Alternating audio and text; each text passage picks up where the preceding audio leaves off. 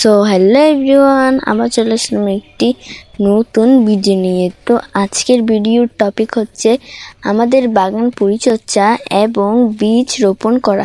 তো প্রথমে বীজ রোপণ করার জন্য আমার মা গর্ত করে নিচ্ছে। বলে দিচ্ছি যে আমরা দুই ধরনের বীজ লাগাতে চলেছি, একটা হচ্ছে মরিচ গাছের বীজ আর একটা হচ্ছে মিষ্টি কুমড়া গাছের বীজ।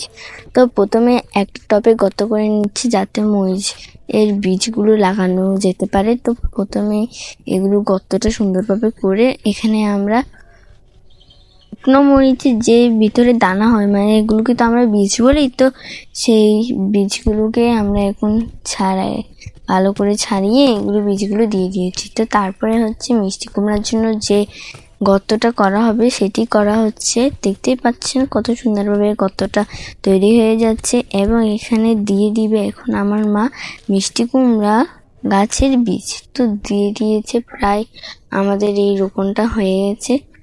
তো দেখতে পাচ্ছেন অনেক সুন্দরভাবে এখানে করে নিয়েছে হচ্ছে এই গর্তটা এবং ভিতরে দিয়ে দিচ্ছে হচ্ছে এই মিষ্টি কুমড়া গাছের বীজ। তো বীজ দিয়ে এটা চাপা দিয়ে দিতে হবে, আপনারা সবাই জানেন। তো আজকের মতো বিদায়, দেখা হবে নেক্সট আরেকটি ভিডিও নিয়ে।